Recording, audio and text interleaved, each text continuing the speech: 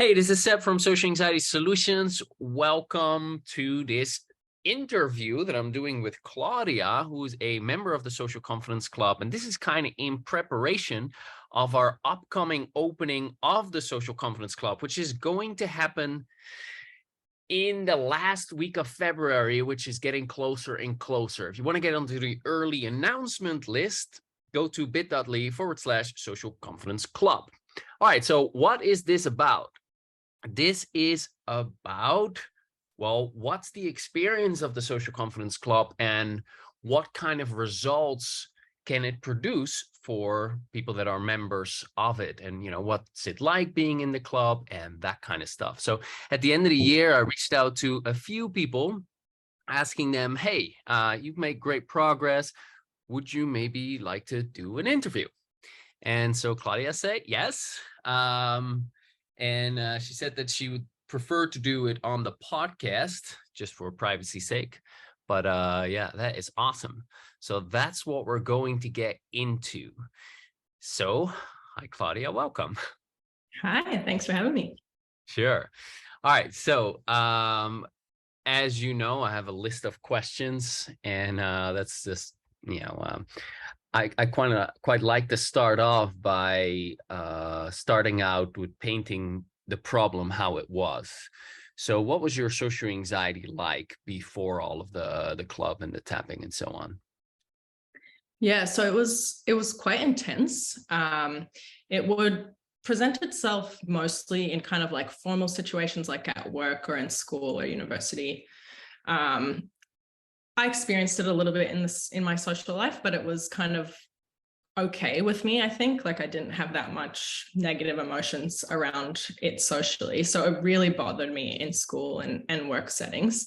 Basically, anytime I was put in the center of attention, I just got so uncomfortable. Like I would get hot and really blush. And in some situations like presentations and stuff, I would actually have like a full blackout experience where my nervous system was in such overdrive that I'd kind of finish and go, I have no idea what just happened. Wow. So yeah, it was very intense. And I definitely put a lot of thought and energy into just avoiding situations that would trigger my anxiety or the anxiety. And then that just got to a point where it wasn't possible anymore. And so that's kind of where I sought out the club. And what do you mean it wasn't possible anymore? Well, mostly with work, like I kept kind of getting into these roles and getting responsibilities where, half of me was like, oh, I'm really ambitious and I want to pursue this stuff. And then the other half that was like, this isn't safe, was kind of freaking out about that. But I would still keep kind of moving forward, even though I was scared. And so I'd get into these situations where it's like, okay, this is unavoidable now. Yeah. Yeah. So you sound kind of like the high functioning type of person with social anxiety. And in that, like, you felt the anxiety, but rather than avoiding it, or at least, it was not possible to avoid it, and you still went towards what it is that you wanted, like, following your ambition, right? Yeah, and definitely with like people who were kind of coaxing me in that direction along the way. If I was sort of just left alone, I might have tried to hide away in the corner, but I don't think that would have been a very happy life for me. Okay. Who coaxed you in that way, if I may ask? Sort of like mentors and bosses and just kind of people typically that I worked with that was just like, I'd really try like, no, I just like to be behind the scenes, like yada, yada. And they'd be kind of like, oh no, like I'm not forcing you, but I'm highly encouraging you to do this because I think you'd be successful in it. And I'm also a people pleaser, which probably contributed to the anxiety. So that was Right. always Right. That's great. So they saw something in you that you maybe did not fully acknowledge yourself. Yeah, absolutely. Funny thing, like before I got a coach, and this is when I'm 24 or 25, well, I started looking for solutions to social anxiety when I'm 17. So I was immersed in personal development and all that stuff already for a whole bunch of years. And so now at, I don't know, 23, 24, 25, I forget the exact age. Yeah. But I listened to some kind of a self-help program, and there, they recommended that you do a particular affirmation. The affirmation was something along the lines of, I now attract a coach that sees more in me than I see in myself, who helps me fulfill my potential. I started doing that affirmation over and over and over. That's when I met my coach, who I've now been working with for like 13, 14 years or something. So yeah, it's cool when you have those people who gently nudge you in the right direction. Okay, so sounds like you then did like face your fears, but the anxiety didn't go away, or what? Yeah, definitely. And there was so much kind of energy spent trying to avoid those situations, and then like ending up in them anyway. And weeks before them being like, oh my God, I can't do this. I'm dreading this. How do I get out of it? You know, the full like spectrum. And it never got to a point where it was like, it was okay. It just kept kind of getting worse and worse and worse, I think, because I wasn't dealing with the underlying issues around it. So yeah, the facing the fears thing was not really working. And I definitely tried like CBT, where they had the ladder where you face your fears, but life just doesn't work like that. Like you can't really go, oh, you know what, this is not really where I'm at on my ladder, so I can't do this today. You know, I mean, some people might understand that, but it's not really like a way that you can function, especially in the professional world. Yeah. And like I faced a whole bunch of my fears, and I'll tell some of these stories, and it's kind of like a fun story for me to tell now, especially, you know, to friends and stuff.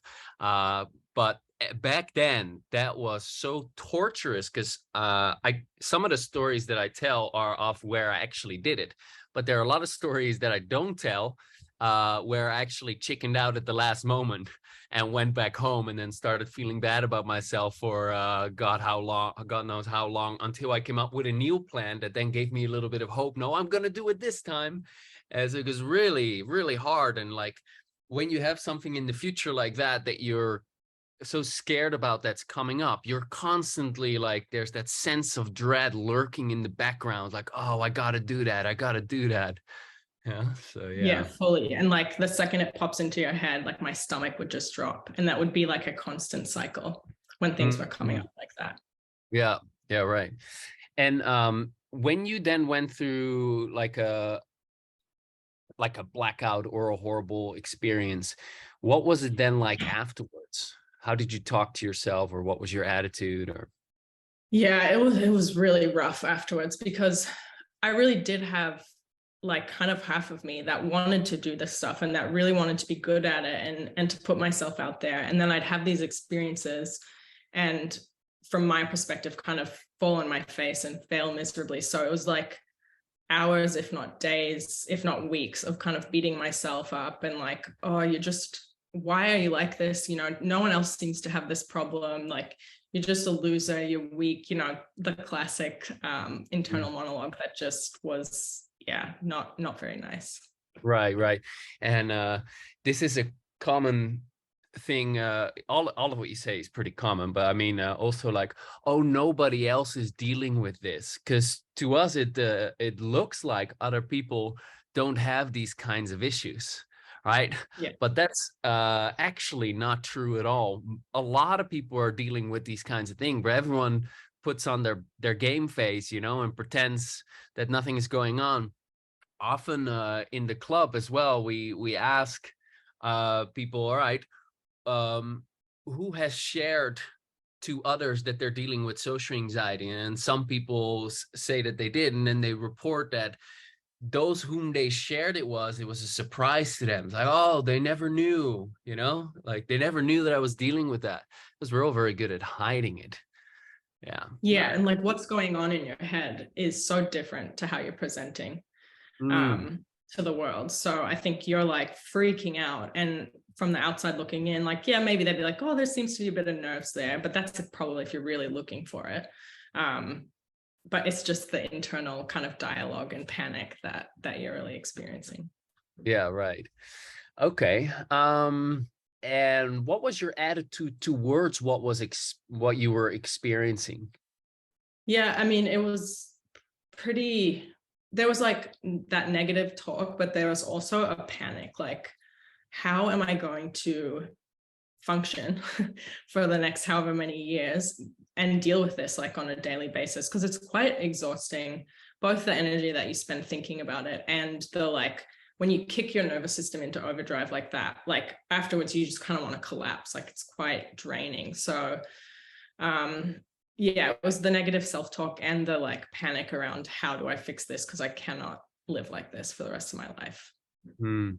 Right. Okay. So I guess this paints the picture a little bit. What was most frustrating about it?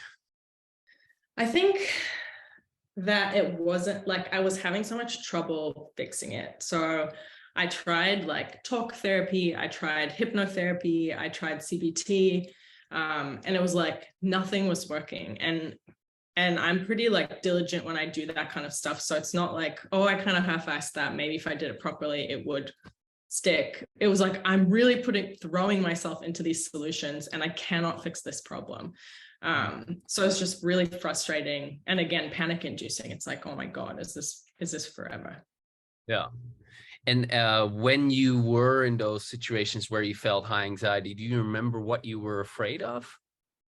It was a bit of imposter syndrome, I think, of like, oh, I'm going to get found out that I'm not supposed to be here, like I don't belong. And then fear of the rejection that came along with that. And a bit of like perfectionistic thinking, like I cannot misstep or make a mistake. I have to be perfect. And then once you have those like set rules, it becomes very rigid and anxiety provoking. Right. Got it. Okay. And so you tried all these things, and then how did you end up finding the club? I think I was looking for like podcasts about social anxiety. I'd found another one. I can't remember what it was called, but it was like geared to male social anxiety only. So I was like getting stuff out of it, but it wasn't quite geared to me. So I found the podcast first and then did the 30-day challenge. And that was awesome. Like I really enjoyed that and like the community that was in that challenge as well, and kind of the hope that it brought. And then signed up for the club from there. Okay. And right, so you first did the challenge before you joined the club. Because my next question may not be totally relevant then, but like did you have any concerns before joining the club? I think the concerns of like, is this another thing that's not going to work for me? Going into the 30-day challenge, like I think I had the hope or the thought that it was like, oh, I'll just like tap for 30 days and then this problem will be mostly gone. So after the end of that, realizing, okay, this is actually going to be quite a long journey. Concerns of like, how long will that take? Will this work? Am I throwing money away on something that's really not going to be effective for me? But I was in a place that was like, I will try anything. So it wasn't like a question of whether or not I would join. Right. And this is like a common theme amongst people, desperation. Like because when you think about it, what we're doing is very different than what is mainstream, though it's becoming a lot more mainstream. I saw Nick Ortner, who's one of the big proponents with on Russell Brand getting interviewed on tapping, and like I see it tapping popping up all over the place. He's doing a great job promoting it, and it's being used now by tens of millions of people. And I saw a video once with 62 million views about where they had managed to bring tapping into a school, and they were reporting about that. Like it is growing, but it's not completely mainstream. It's not the first thing, so it's still an alternative thing that you kind of end up with. And so yeah, desperation kind of makes you continue to go, right? Yeah, and this was like 2 and a bit years ago, so it was even less mainstream then. I think since then, like Prince Harry has mentioned it in an interview too, which probably blew it up a little bit further. But yeah, on its surface, when you're like, oh, I tap on my face and then it, helps resolve these problems. It's like, it seems wacky, but yeah, like I said, I was like, I'll try anything at this stage. Right. And yeah, I'm glad it stuck. Yeah. And for me, the same. Yeah. And for me, it was 13 years ago, and it definitely wasn't big out Yeah. there at all. But I was just very, very desperate, trying everything under the sun, including all of the things that you mentioned. So yeah, desperation is a great motivator. Yeah. Okay. And then once you joined the club, can you remember how you felt once you joined? Yeah, I had a lot of hope.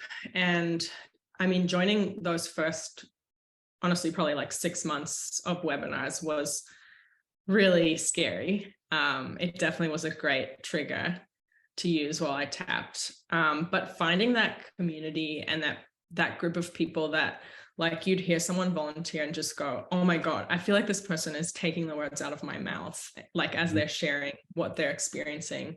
And to find that and to know that you're not alone in that situation, because that was one of my things. It's like, why are you the only person that's like this? So to find this community was like incredibly, I don't know, fulfilling or rewarding right away, even though I wasn't making like crazy fast progress. Just that element of it was huge. Yeah. Yeah. That's what also something that a lot of people say, because it's a difference between, okay, I'm going at this alone and there's nobody else like me. And, I feel so ashamed of my problem. And then hearing all these other people share things that are exactly like what you're experiencing, the same shame, the same worries, the same fears, all of these similar issues, and you see it week in, week out. Yeah, there's like, you're not alone anymore. And it fosters a kind of self-acceptance as well. It's like, oh, okay, well, others have issues too. I'm kind of okay. Yeah.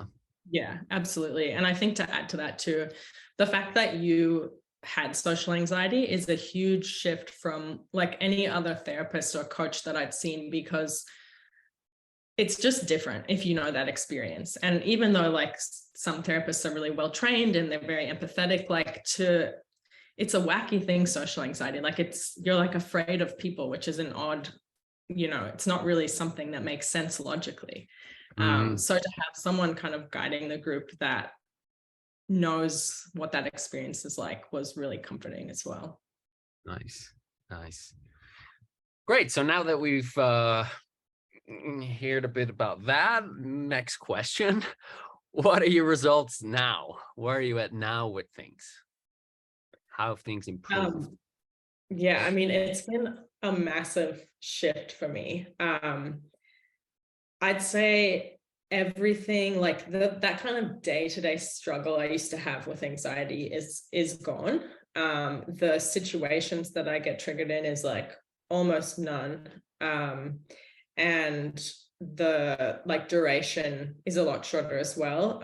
I have The anxiety, sorry, duration of of anxiety when it does come up. Hmm. Basically all anticipatory anxieties gone until like very close to an event that will likely be triggering. So yeah, it's just a lot less time and energy that I'm spending thinking about it. And while I do still have some things that I need to work on, and that do trigger me pretty intensely, I just know that I have this tool set to use for that, and that there is a solution to it, however long or however much work that might take. It's like knowing that I have that almost lessens the anxiety in itself, because you're not like, I think part of it was that panic of like, oh, this is forever. And then when I experience anxiety, there's not that beating myself up afterwards. Often it's like, oh, that's odd, or yeah, I don't love that, but it's like, whatever, it's the next challenge that I'm going to face. And it's almost a good thing, because it's like, okay, here's a target that I can start tapping on and really start getting to the core of. Amazing progress. No, fantastic. Yeah, huge life change.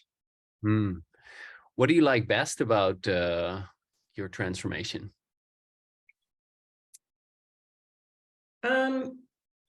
I think that probably that it's been really empowering and built a lot of confidence. Not only because I'm more confident doing things because I don't have anxiety in situations, but also like the fact that I spent 2 years now working on this almost daily is like, it's such an act of like self-care, as kind of cliche as that is to throw around these days.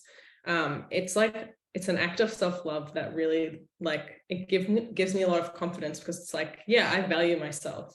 I'm worth doing this, and it just kind of snowballs into that confidence daily. Yeah, it's also it's evidence, right? You're like, I have put in the work, so I've earned this, and yeah, this is evidence that I do value myself, that I'm working through these things. Yeah, it's like I didn't take a magic pill and this went away. Like I put in a lot of work, and that's a cool place to be when you're on the other side of it. Yeah, nice. I also like your attitude towards what's still triggering you. Yeah, yeah, for sure. And that's a lot of work too, like switching that attitude.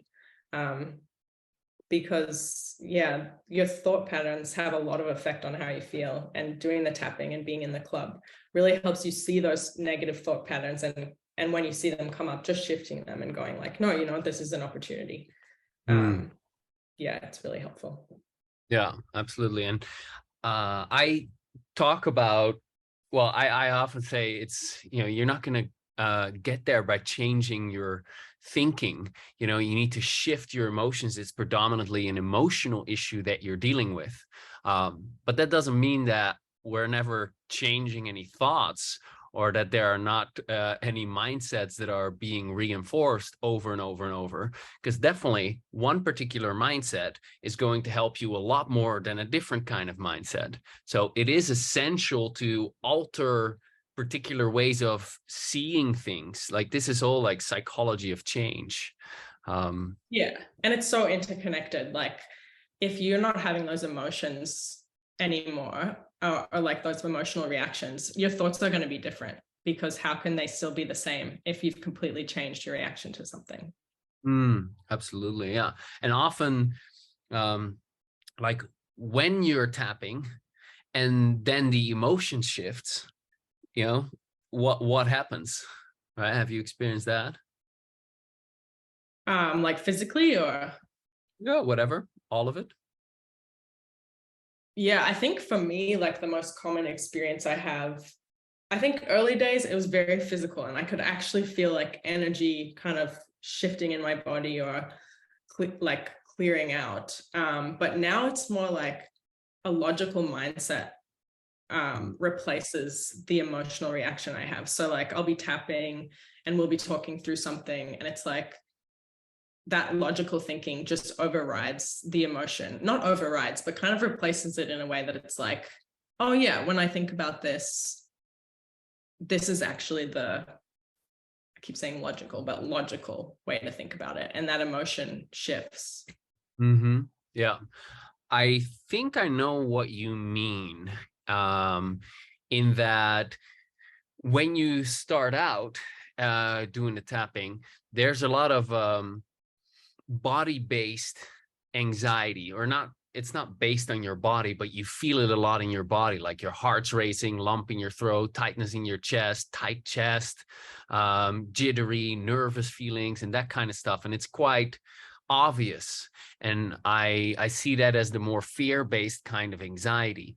And when you're tapping on that kind of stuff, well, these bodily symptoms then start to slowly dissolve and neutralize, and that nervous, jittery energy starts to disappear. Then what you're talking about now is also what I experienced myself, if we're talking about the same thing. And that's when you're just, okay, I don't feel comfortable in this situation, or this is activating me in some way. And, as you're tapping, as the emotions shift, I'm seeing things from a mature perspective.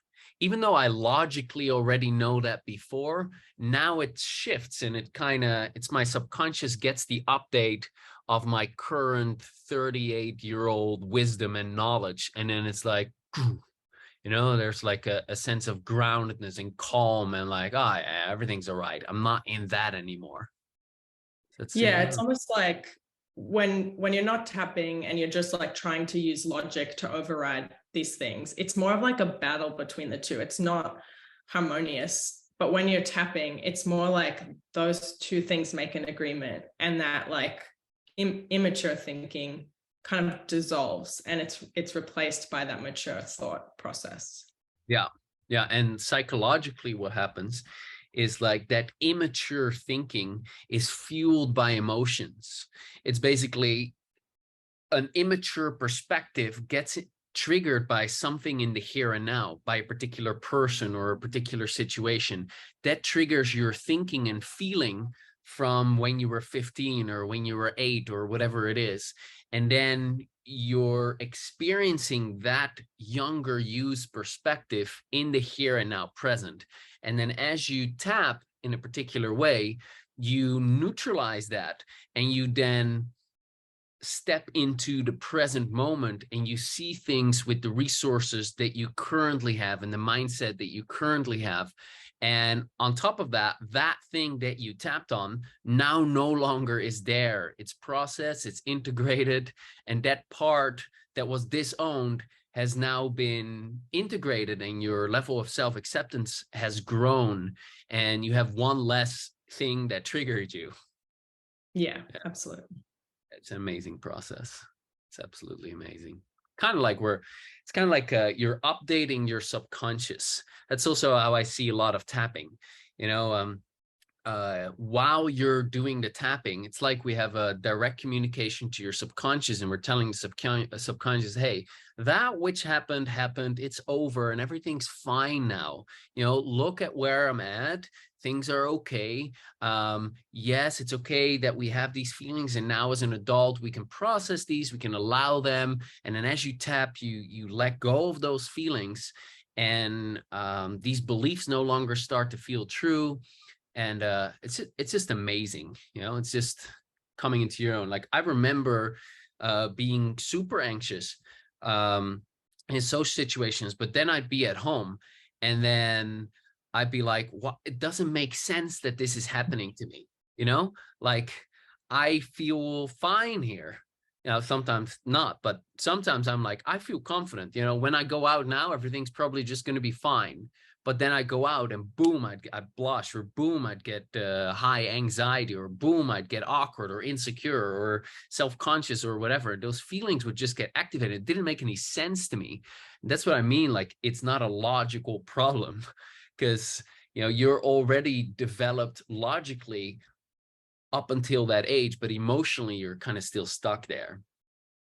Yeah, definitely. And I think for me too, I've always had quite, like, I don't think badly of myself. I have decent confidence and self-esteem, and so it was very confusing that I get in these situations and just crumble. But it really was like that younger self coming up that maybe wasn't fully developed and didn't have that self-esteem that I have as an adult. And yeah, would just kind of take over in those situations. And this might be an odd question, but how do you wake up now compared to how you used to wake up back then in the morning? That's funny. I don't think I've ever thought about that. I think, like, on an average day to day, it's about the same. But if I did, like, let's say I was doing today what I was doing back then, because my life has changed quite dramatically because I've done all this work. I'm in a place that I would not have put myself if I hadn't done the tapping and done the work to get here. So if I consider that, I think I would wake up every day with like a panic and dread of what I had to face that day. Whereas now it's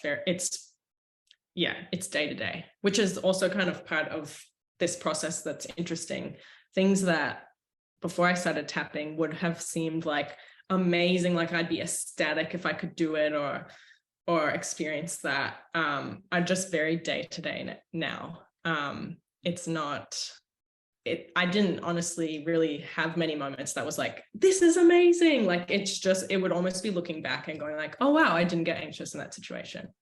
So I think that was a misconception for me too. I thought I was going to have like all this elation around it, but it's really quite normal. Right. Because it tends to be a very gradual progression.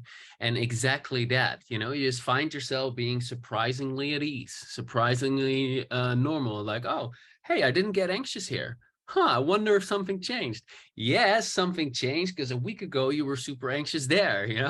So yeah, it's amazing. So what's better now then in terms, because you said a lot of things changed. So how did your life situation improve? Yeah, I mean, I just like mostly with work, but even personal life, I moved to a different country, had to start over like friendship wise and that sort of thing. And that's been a lot easier than it has been in the past. I'm still like an introvert at heart. So some of that does still exhaust me, but I don't have any like anxiety or dread around personal interactions like that and kind of putting myself in uncomfortable social situations.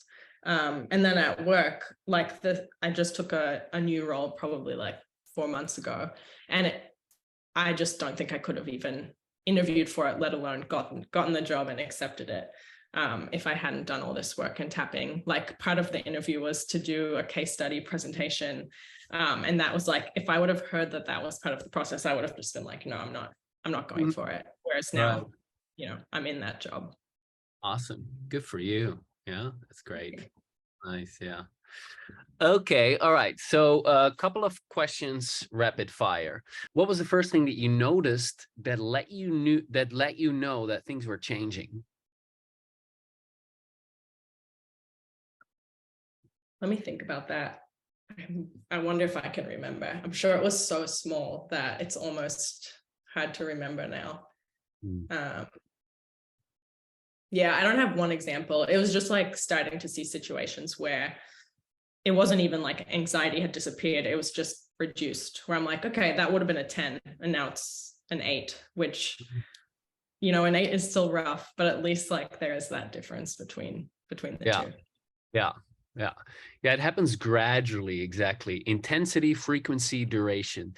Less frequent, less intense, less long that it sticks around. Right. Yeah. Did you have any big setbacks? Yeah, a lot.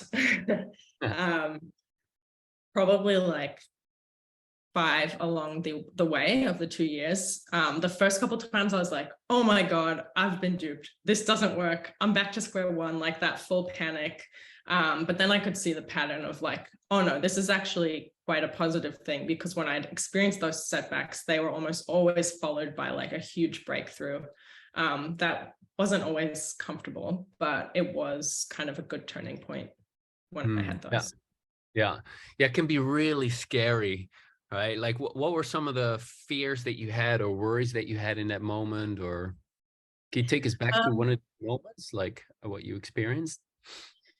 Yeah, I think the thoughts were just like, actually quite negative self-talk again, where it's like, you are such an idiot. You thought you were making all of this progress, and look at you. You're like a puddle in this situation. You've been tapping for however long, and you're like literally where you were the day you started. That obviously wasn't true. If I looked at, that was one situation, but that was the kind of thinking around like that all or nothing, like you've absolutely fooled yourself in this situation. Yeah. And I milk this a little bit because it's such a scary situation to be in, because what actually happens with a quote unquote setback typically is that some kind of a trauma gets activated by some person, situation, circumstance, and that triggers you strongly. And you're then seeing from the perspective of that traumatized you, and you're feeling the feelings from back then. And you're then looking through those lenses at the world, and you're also looking at the progress you've made. You're looking at yourself, you're looking at your life, you're looking at everything, and everything just looks horrible. And you're like, oh my God, I'm just like where I started. I feel super anxious. And yeah, it's scary. But yeah, like you said, nearly always leads to a big breakthrough after it. Yeah. So yeah. Cool. All right. How often do you tap? And how has that been kind of throughout has that been consistent? Have there been ups and downs? I tap every day. I mean, I might miss like a couple of days a week, so we'll say maybe 5 days a week. I think it's been fairly consistent, and that's largely due to the club, because you are getting kind of like drip fed lessons throughout the week, or if I can't make a live webinar, I'll watch the replay and tap during that. So it really just became part of my morning routine. So I tried to always get 30 minutes in a day. And that started as that pure desperation of like, I need to fix this. And then now it's like, I just enjoy it so much. Like, it's a nice way to start the day. So awesome. I still keep it up. Awesome. How does it feel to be a member of the club? It feels really good. It's like, it's so lovely to be a part of a community like the club. It's so supportive. And because we're all experiencing very similar things, you just feel so close to these people that, you haven't actually even met, like you've done some live webinars with, but they're all across the world. But there's like this bond when you experience something like social anxiety. And, we have like the WhatsApp group, which is like so nice to read when people post setbacks. Like, everyone's so supportive when people post their wins. Like, everyone is so happy for each other. Like, there's just no bad actors in the group. So it's a nice community to be a part of. Yeah. I love that as well. It's very supportive, and it's been running for 4 years. And I said in the first one, I think that might be in the community, is like, yeah, if anyone is a rotten apple, you're going to be kicked out. But I've never said that ever since. And I don't think it's the threat that made that happen. It's just, look, we're all going through a difficult thing here. And, we have compassion for each other's suffering. And especially you see people talk about their issues in front of the group, and you're like, oh my God, I'm just like that. I experienced that too. It also builds more compassion for yourself.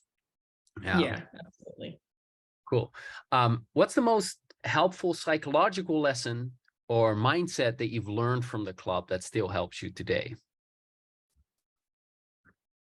There's a lot of them. I think the one that's most prevalent for me at the moment is just like the fact that anxiety is just a physical sensation that absolutely will not kill you.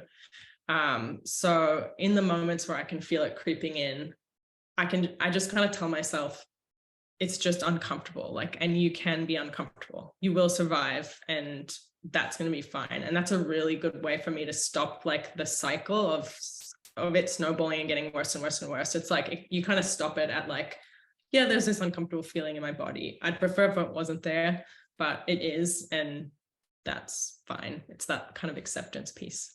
Yeah. Awesome. What's most helpful about the live coaching sessions every Sunday? I think two things. The routine of it, like, I love that that's my Sunday night, especially like as a Monday through Friday worker. It's like such a nice way to start the week, to spend an hour and a half tapping with the group. But then also hearing people talk about their experiences is just, it's really comforting. Like I said, sometimes they're literally taking the words out of my mouth. So it's a really nice experience to be in those live webinars. Awesome. People are often afraid that being in the club and going through tapping is painful. In all honesty, is it a painful process? It's definitely not an overall painful process. Like, to be honest, there are very painful moments, but that's with any like self-improving, I guess, experience. Like, you're not going to get massive results by just being comfortable and relax all the time. Maybe that is what it's like for some people, but if you're like digging into your past, and like, anxiety is a trauma experience, and it's probably coming from some, for me, little t trauma. Like, I didn't have anything massive, but you're like experiencing some big feelings that your younger self had. So in that sense, it can be uncomfortable at times, but I'd say that's like 0.1% of the experience in the club. Like 99.9% is very, very nice and relaxed. Nice. And even when these old feelings come up, it's not that they don't come up if you don't go on the journey. You experience them anyway because you get, and now you have the tools to actually deal with them when that stuff comes up. It's very empowering. Yeah, and it's quite nice. Like if you've ever had a really good cry, like that's not always comfortable, but at the other side of it, you're like, oh, I just feel so much better. Like it's that relief. Yeah, right. Okay. What are, I don't know if you can come up with this because this is just my questions, but what are 3 other benefits of the club?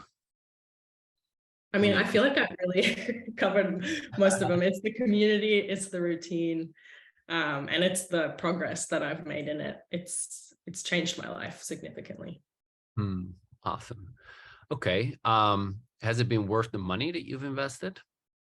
Yeah, 100%. Like I've never felt like, oh, I really like spent way too much money on this for what I got. Like I won't tell, or I shouldn't tell you this, but I would definitely pay more money for it. It was worth a lot more money than I paid for it. Okay, awesome. Well, the next question is redundant, but this is an interview to also get people to, see what the club is like. But would you recommend the club? And if so, why?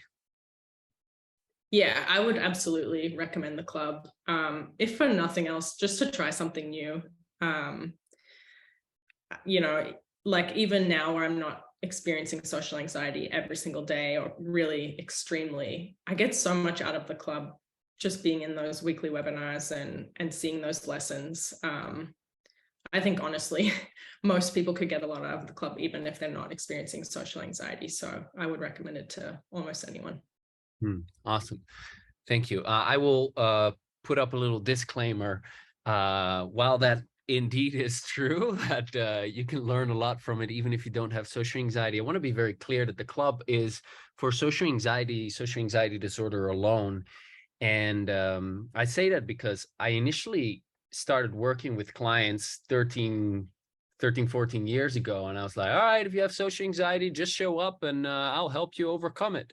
Very cocky and overly confident. And yeah, that turns out not to be true. Not only was I not that great of a coach, it's also I was working with people who had other compounding issues like severe depression, personality disorders, bipolar, and that I definitely wasn't trained for. And so after 4 or 5 years of that, getting inconsistent results, some great results with certain people, not great results with other people, I started working with my mentor, who's a psychotherapist and a tapping expert, Dr. David Lake, the therapist, all the rest of it, one of the most qualified people that I know. And he explained to me, Seb, you're not trained to help people with other things other than social anxiety, and you haven't experienced that yourself. So don't try to be everything to all people. And I really took that to heart. And since then, I've only worked with people with social anxiety disorder. So if you're dealing with other stuff, you really need to go get help at another location. So find a good therapist who specializes in the thing that you're dealing with. Get an assessment of what's going on with you so you know what's up, and then get help. And there are amazing things that can help you these days. Do your research, try things out. So I'll just say that.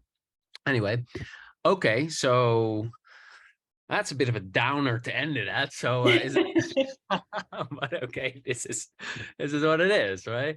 If you're struggling with social anxiety, however, I'm very confident that the club will be a great support for you in helping you release your social anxiety. And I want to thank you very much for taking the time and sharing about your experience. I loved it. Is there anything that you would like to add? I think just a thanks to you. Like I said, this has changed my life, and I do acknowledge that I put a lot of the work in, but you definitely created the structure and the space to do that. Like I said, so cool to have a coach that has experienced this and who's now dedicating their life to fixing or helping people, I should say, that experience this. So it has been amazing. Thank you. Awesome. Thank you. Thank you for that. I appreciate that. All right. So when you're listening to this, the Social Confidence Club is going to open pretty soon. And it's only going to be open for 5 days because we start with the new group on the 1st of March. So we're closing the doors February 28th. We're only going to be open for 5, 6, 7 days, something like that.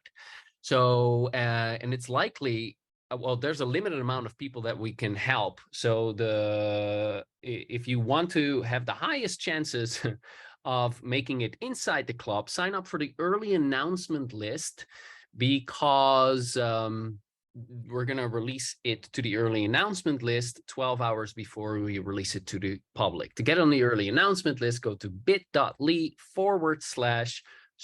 Confidence Club. That is bit.ly/Social Confidence Club. Claudia, thank you again.